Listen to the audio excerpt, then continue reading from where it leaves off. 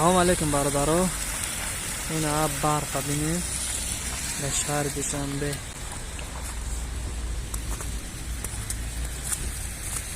این همه جور برق بسازه.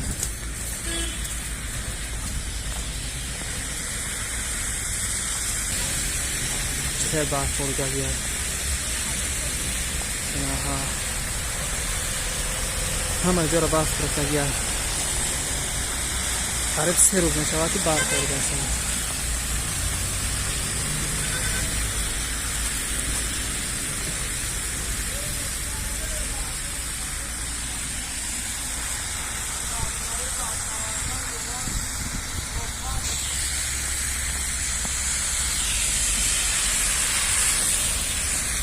اینها کوچه های شهر بینید چه خیلی برق داره.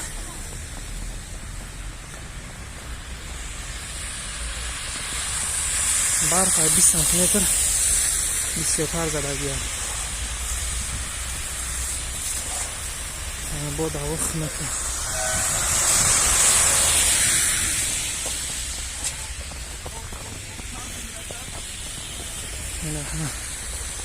اینجا بازار دهقان.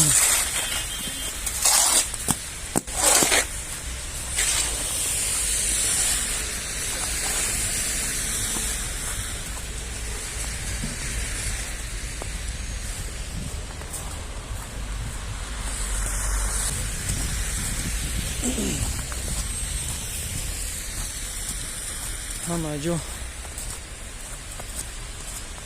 برفی تر. نه تر با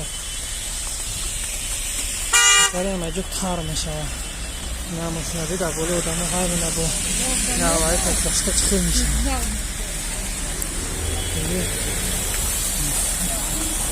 خود هوا را بینیم چخیله.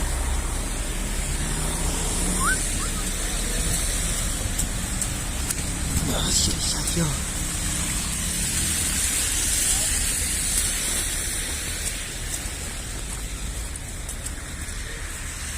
اینها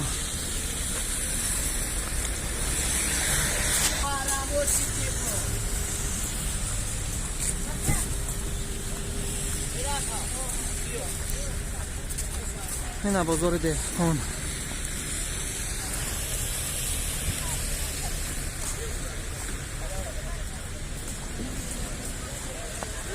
کاری مردم کم ترک کنش دیگه دبار.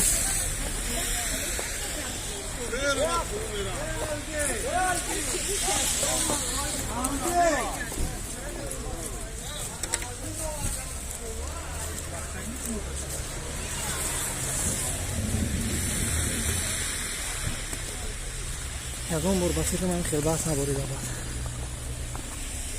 میدونی چند قدر دیگه 20 سانتی متر هم بخیرم بسیار هست.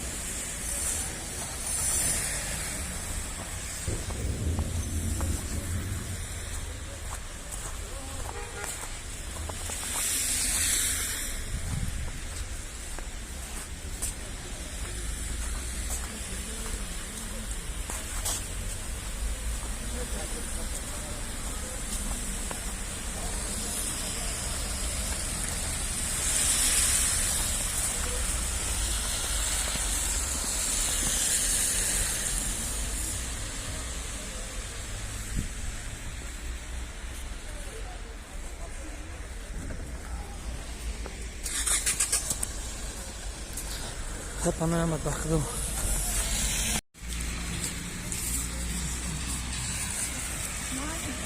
این ها برادر رو پیش خود میتونید این شکل هست. های پچ خیلی بستن شاه